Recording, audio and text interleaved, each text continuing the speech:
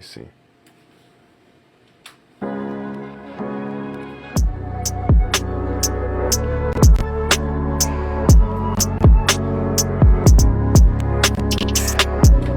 So as you can hear, my my CPU is already kind of crapping out, which is all good because you still heard it.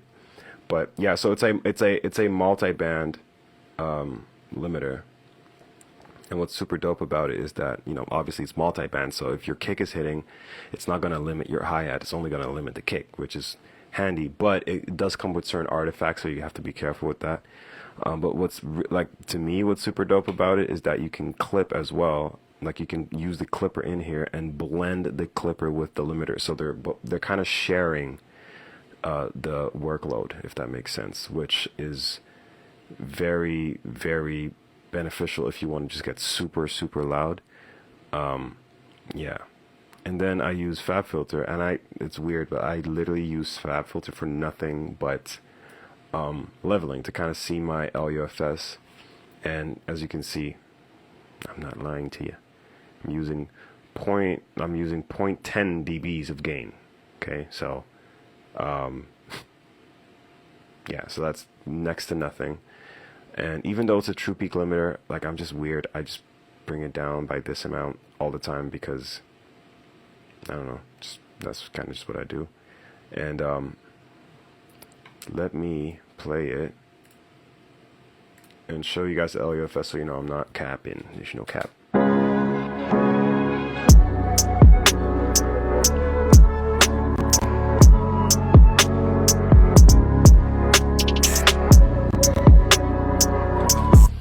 Those are pretty, like, those are very normal levels. Like, that's really nothing special. I wasn't really pushing this one because it wasn't necessary. It was like, it sounded loud enough. The thing is, when you get too loud, you usually lose a little bit of low end, and if you go a little less loud, you retain some low end. So you know, you have to kind of pick and choose between the two. You know what I mean? FabFilter is the GOAT indeed.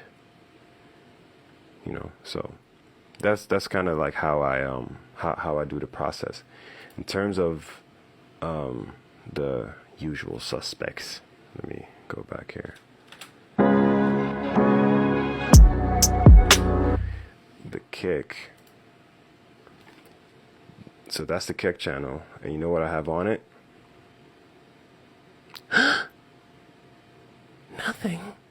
Yeah, nothing. Absolutely nothing. Yeah, absolutely nothing, because it's not necessary. You don't always have to put something on your kick to make it better. Sometimes, like, just choose a really good kick and you're like 99.99999% there. Let me see about the 808. Hold up.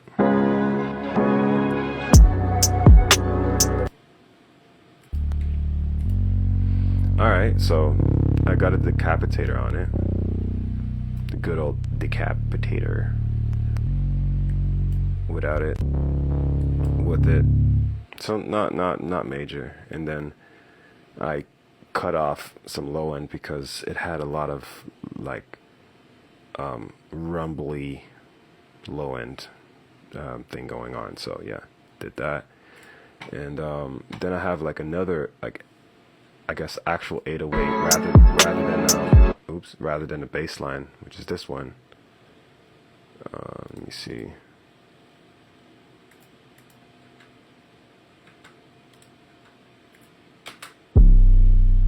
Yeah, there you go. This guy. And I added this guy on it, Surfer EQ. So if you guys don't know about Surfer EQ, you're gonna thank me for the rest of your life, because Surfer EQ does something that I've wanted EQs to do for a very long time. So you can boost a certain frequency and duck a certain frequency, nothing special, but it can actually surf with the sound. So let me choose a little part here where it actually, like, moves. And of course my plugin disappears when I do that. Boom. So watch what happens when the tone goes down. That was very quick, but still you could kind of, here, I'll do it again.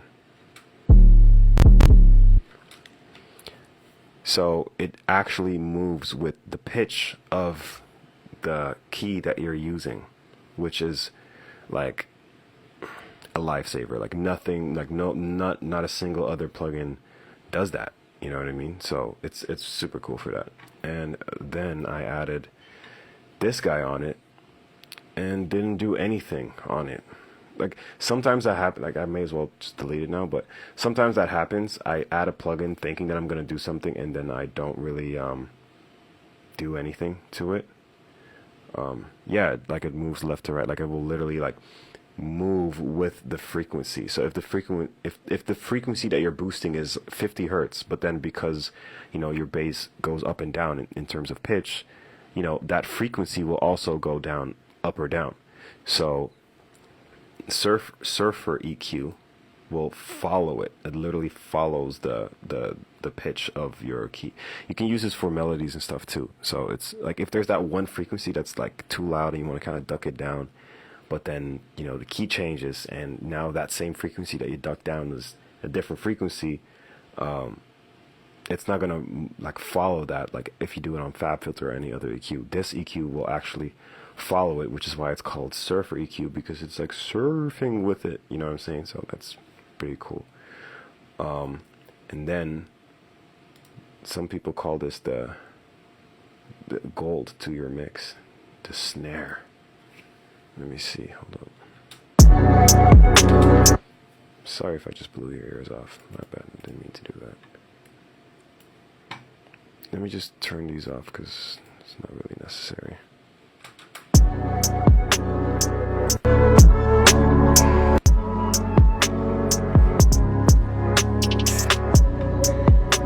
Where's my snare? Oh, there it is.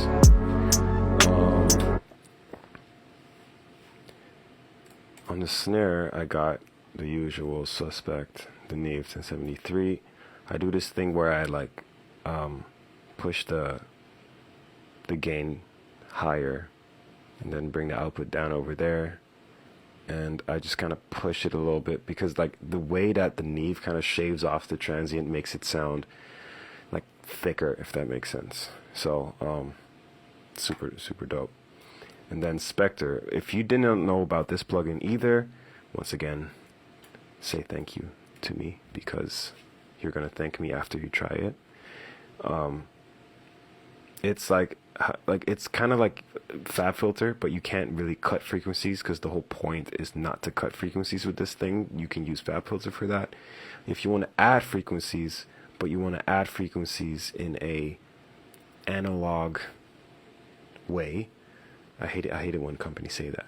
Add real analog EQ. It's like, dude, it's digital clearly, but this thing to my ears sounds super duper analog. Like you can't really get more analog than this to me, like to my ears.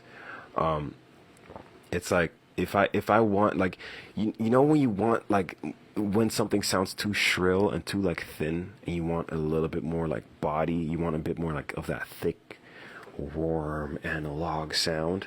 This thing does that. Like it like with one move, like it just literally like you just gotta like whoosh, add a little bit like that and boom, analog. It's crazy. It's super dope, and it's mid-side. You can use different algorithms of what kind of saturation you're adding. It's amazing. So say thank you. Just letting you know. My go-to reverb plugin.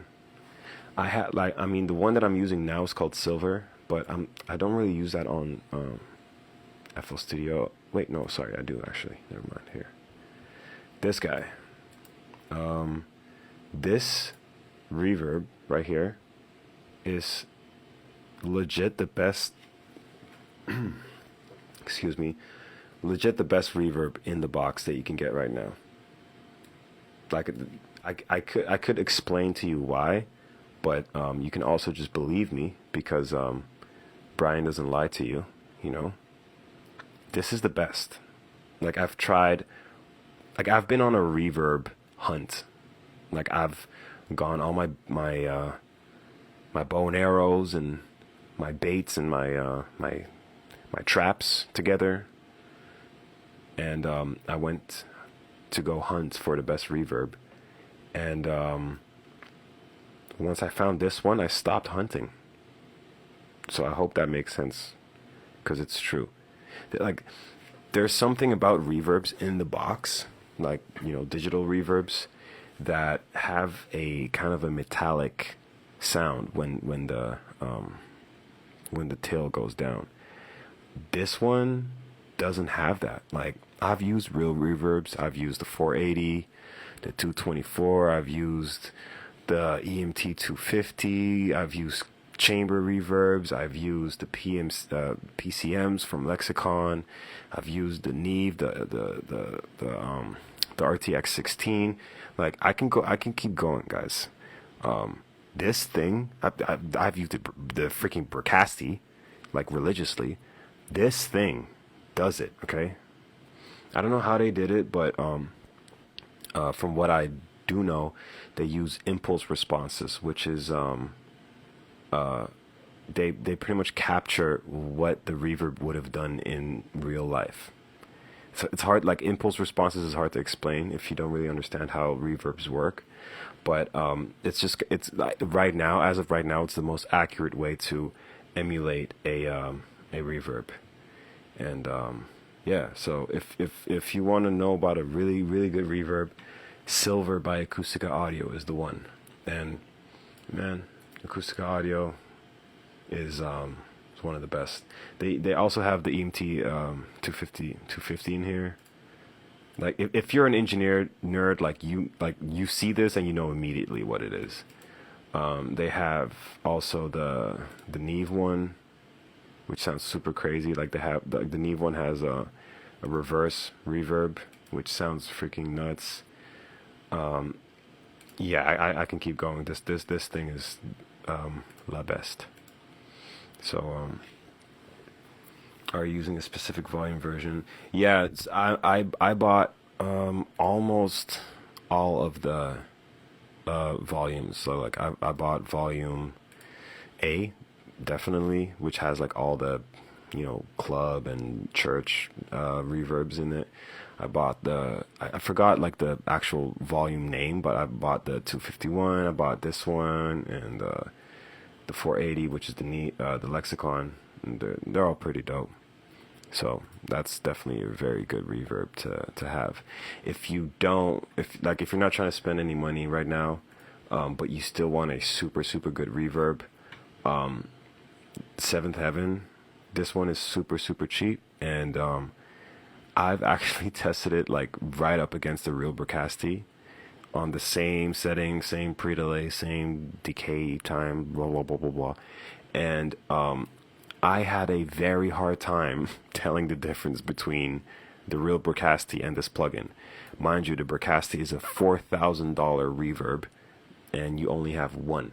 You know what I mean? It's like you rack it in, you put it in the rack, and that's it. So, like I'm telling you, I have trained ears. I've been doing this for quite some time.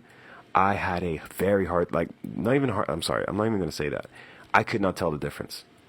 Like, I could not bet money on, like, okay, yeah, that's a Bricasti, hands down, sounds way better. Like, to me, it was like, I don't know, like, they kind of sound exactly the same. So, if you want a $4,000 reverb in the box, this is the one.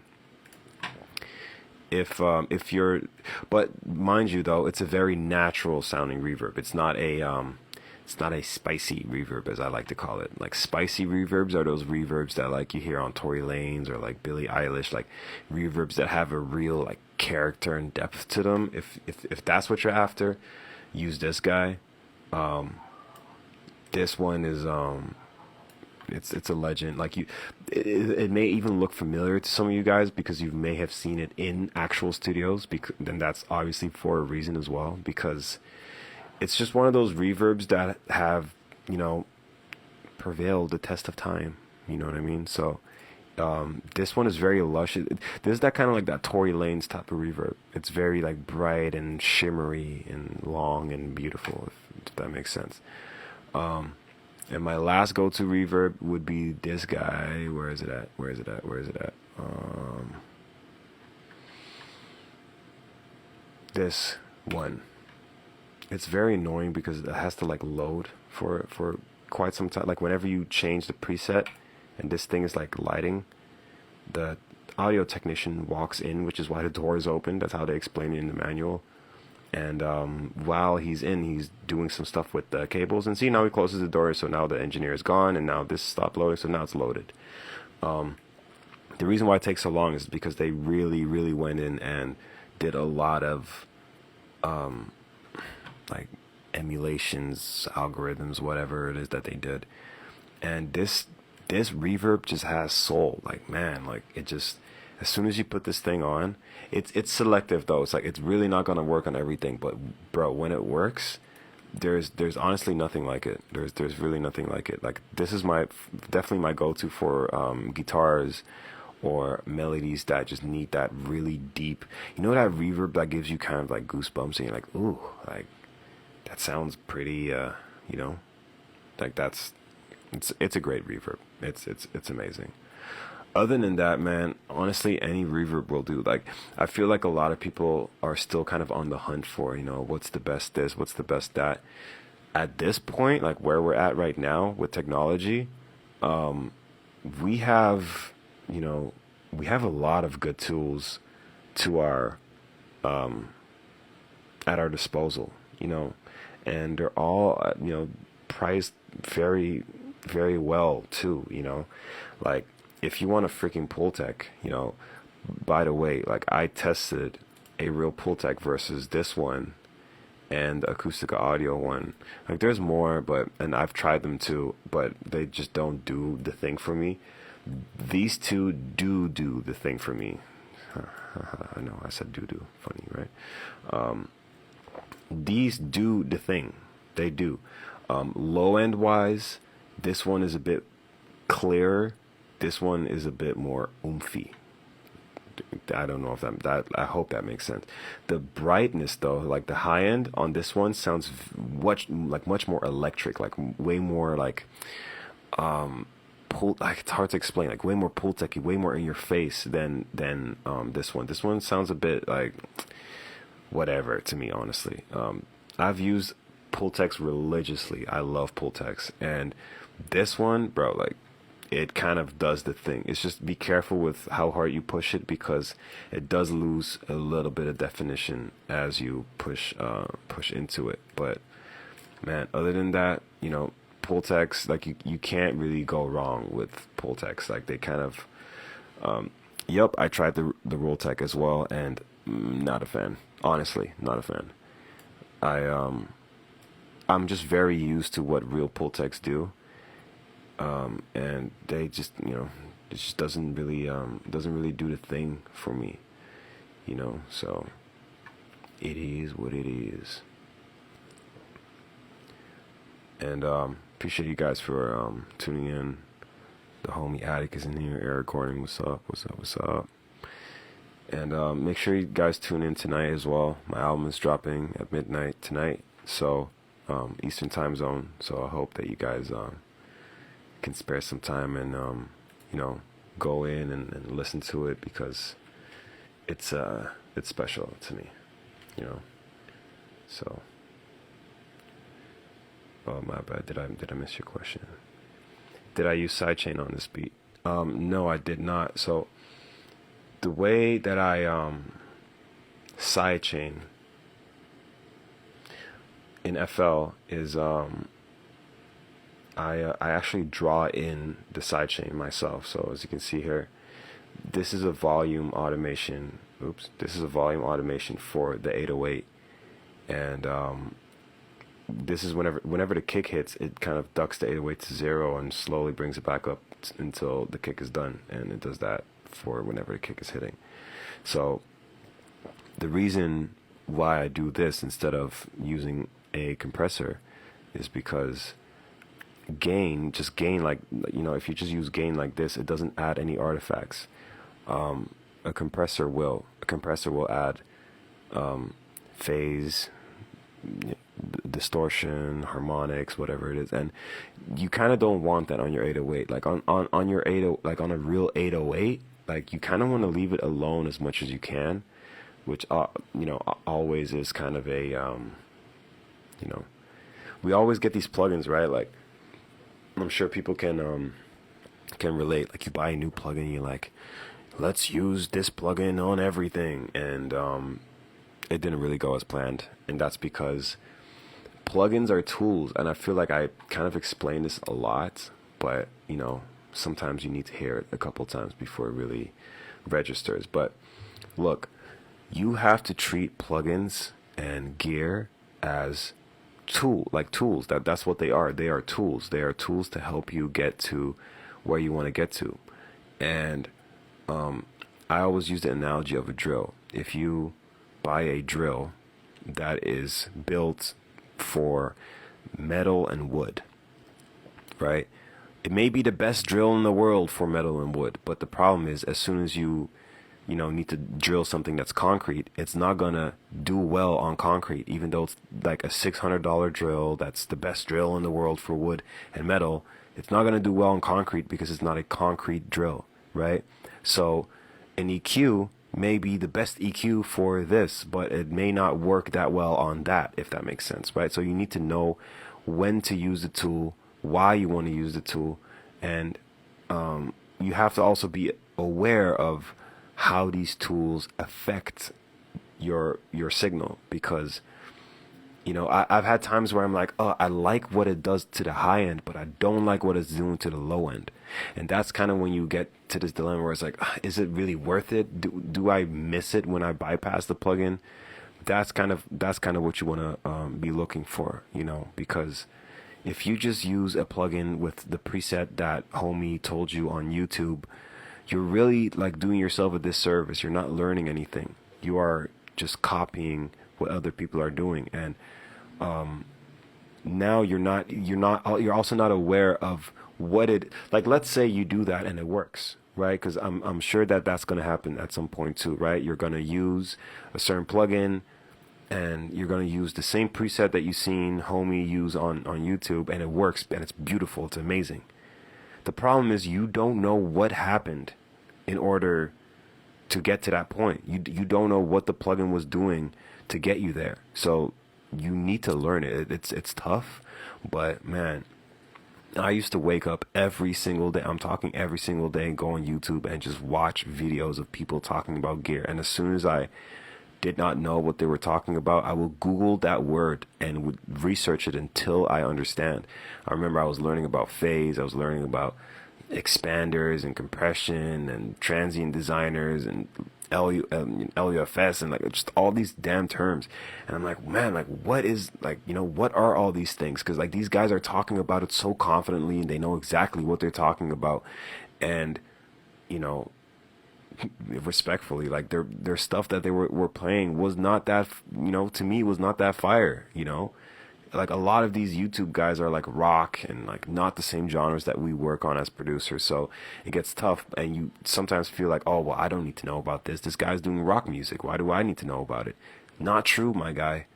I've probably learned more from those rock guys than I've learned from any hip-hop producer, because hip-hop in itself and like trap and rap music is really not that intricate. Like once you get to this point of understanding everything, it's really not that intricate. So just letting you know, you really need to know what it is that you're using. And yeah, how do I use outboard when it comes to latency? It's funny, like I hear so many people talking about like latency.